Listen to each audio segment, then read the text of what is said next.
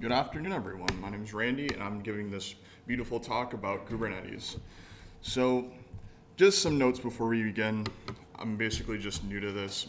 I'm pursuing this because this is something that I'm interested in, and I'm interested in another professor as well. And I'm going to make this just very light, make it very basic, just make it so that you at least understand like some of the core parts. So, for Kubernetes, the first thing we're going to talk about is pods. Basically, a pod is one or more Docker containers that basically can share network resources and share storage within itself. And it could be, and your containers could just be anything. It could be like a client, like these containers could be like, one of them could be like a client, and one of them could be like your backend service, or maybe a database that could be used for that. And also, basically, you can use your pod as basically your code, where you store like all your code that you create from, or where you build. So what we can do with this pod is basically add a deployment to it, where that deployment is basically managing how many pods can be created, or managing how many resources that can be allocated towards those pods. And basically, for these deployments, you can also do what's called a horizontal pod autoscaler on those deployments, which basically means that scales your pod. You can basically have many or few pods as you want based on key metrics that Kubernetes or some other providers can provide. And then once you have a deployment, for that we now have to create what's called a service. Basically, this allows it allows a pod, it allows a pod to just go to another service that connects to the pod, which can be used for basically maybe sending HTTP requests to it. Like maybe, say like you have a front end and you have like a database and you want to send that front end to the database, you would have your front end point to what is called a service. And then that service would connect to the pod and insert or do your CRUD applications from there. So basically, there's three things that a service can, or three normal things that a service could be, because there's another one that's called an ingress, and that's basically a layer 7 load balancer, which basically could be used to just send your applications based on maybe like a URL or something else. But basically the normal ways are basically a cluster IP, which is basically used within the cluster. Node port is basically having what is shown right here. Basically your user can connect your service to a pod right now. And then you would have what's called a load balancer, which is basically more used in the cloud. Basically it's used more in the cloud. Allowed to be like publicly connected to anywhere, versus a node port, which is basically you can connect locally to it. And the last thing I believe I want to talk about is your environment variables, in which Kubernetes calls these config maps and secrets. Config maps and secrets are a little different.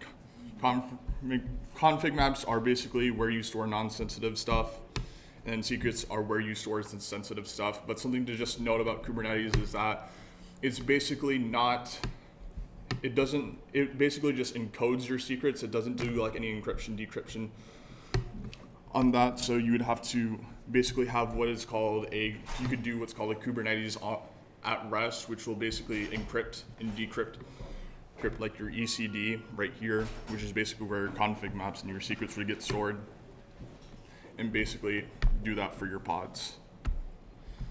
And now I'm going to show you a live demonstration on that. And I forgot to, a moment.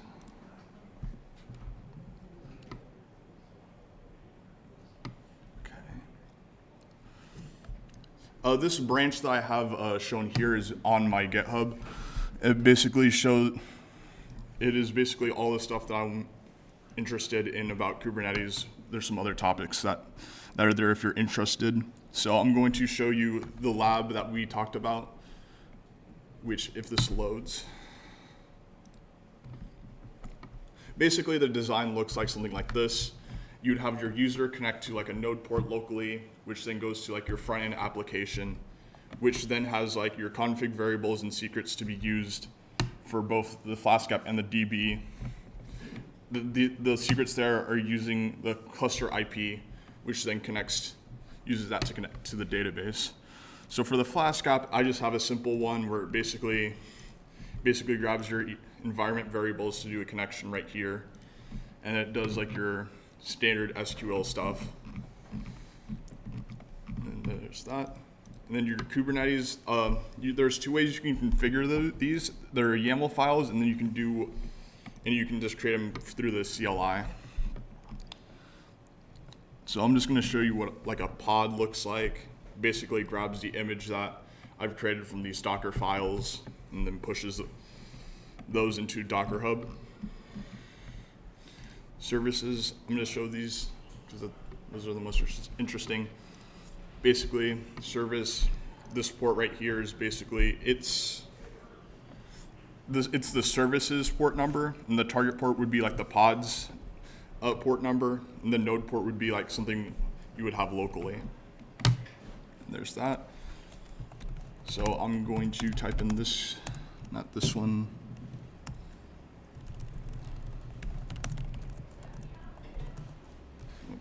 I forgot to go in the wrong directory.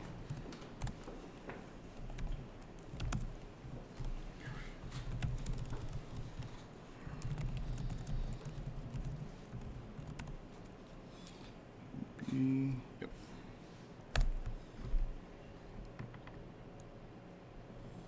This should display, yep. Oh, I think I have some stuff here. So I'm just going to change this. And this is just really simple. I can do like simple deletion applying just by all these YAML files that you'll see up there.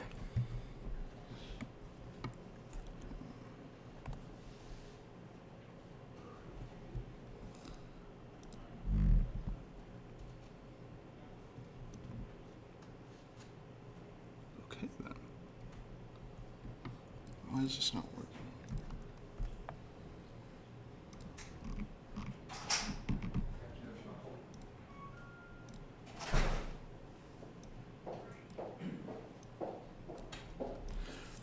What I have shown right now is basically just a UI that shows everything that's within Kubernetes right now. What I'm trying to figure out is where this shouldn't work. This should work as expected.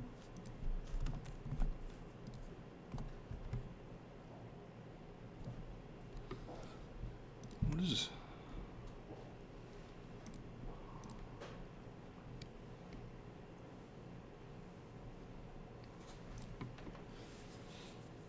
range of valid. Okay, then that's weird. Looks like you have to do 109 instead of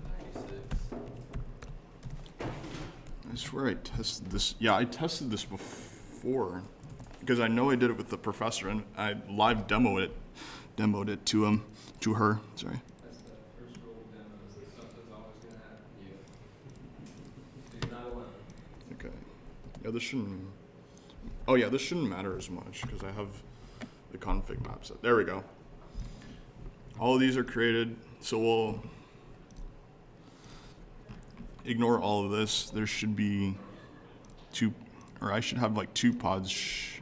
Wait, where's the deployments? Wait. Okay, I think I'll have to restart this because this is not showing me what I want. Oh, I think I know why.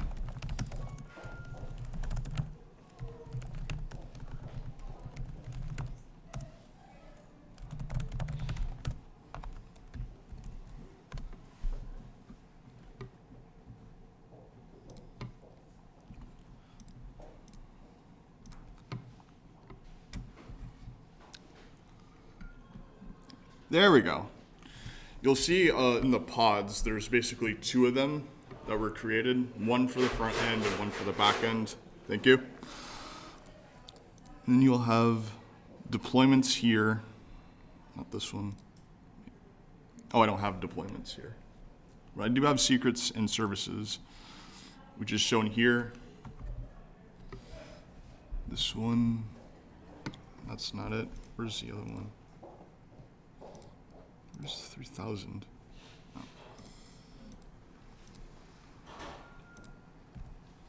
Okay. There we go. I got it. Yeah, you'll see that there's two services created, as well as the config maps, or for this one specifically, a config map and secret. Basically, I have two, one that's for the node port and the other one's for the cluster IP. So if I do a port for it on this, it'll showcase to this application right here, basically this is just showcasing the CRUD application working as intended. So if I do something like this, where it successfully inserts something, and then I do something this, I go back to here, and I'm going to now go into what is called I'm just going to go inside the database that I have stored here. All right. I'm getting there. Okay.